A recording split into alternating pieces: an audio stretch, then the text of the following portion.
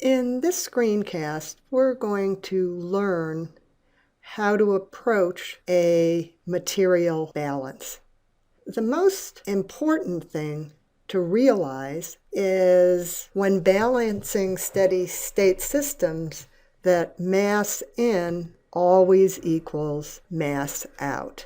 It doesn't matter whether there's a reaction, it doesn't matter if there's more than one phase, doesn't matter the mole fractions of anything, mass in has to equal mass out. Here are some pointers that might be able to help you. The major problem is that students don't know how to take a problem and turn it into a system. So ask yourself, what does the problem ask for?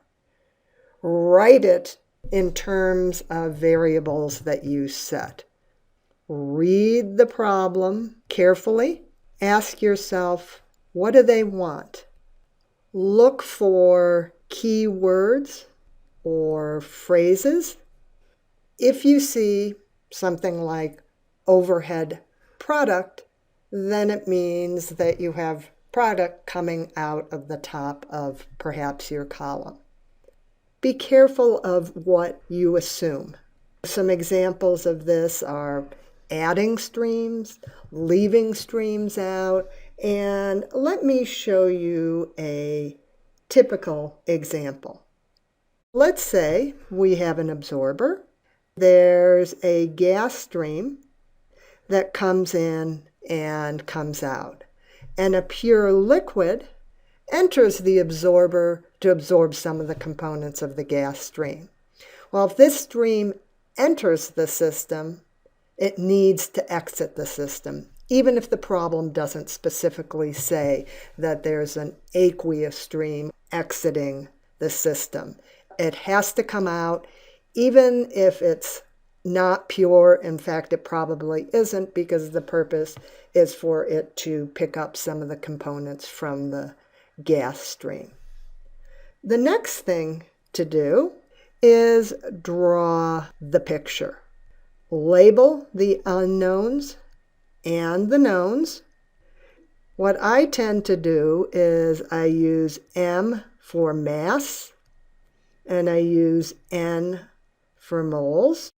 For simpler problems, I'll use X for our mass fractions and Y for our mole fractions. If I'm looking for a particular mass fraction or mole fraction, I tend to label it with something that indicates the component. So, for example, if I have a mass fraction of benzene, I'll call this X sub B. Finally, if there's more than one stream that has benzene, let's say there's benzene in stream 2 and in stream 4, I'll write X sub B2. The more organized you are, the easier it is for you to solve. Another suggestion is to solve for the easy unknowns ahead of time. Don't do major calculations, because first of all, you may end up confusing yourself, and second of all, somebody looking at your flowchart may not understand how you got a certain number. But things like if you have a 2-component system and it says that it has a mole fraction or 40% benzene and the rest toluene, you can write 0.40 benzene and 0.60 toluene. Now we start with the material balances.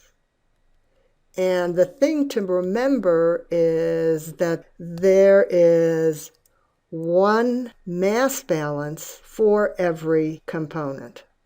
One thing that you can do is that you can substitute one overall balance for a component balance. And one of the things that you have to be careful of when you are doing your mass balances, that each one of your equations or balances is independent. So let me show you an example. We have two streams that enter a column. Our stream 1 is 30% A and the rest B.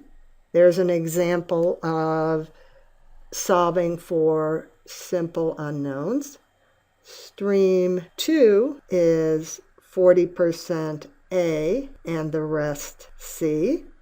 So two streams exit the column. Stream 3 is 100% A, and stream 4 is 20% B, and the rest A and C. And we're going to write this using the fact that the sum of the mole fractions equals 1, so our x sub c is equal to 0.8 minus x sub a. And we're going to assume that everything is in mass fractions. And so we need to write the mass or material balances. We'll call this M1, M2, M3, and M4. So now let's do these mass balances. And we'll start with A. So the amount of A that comes in is 30% of M1 plus 40% of M2.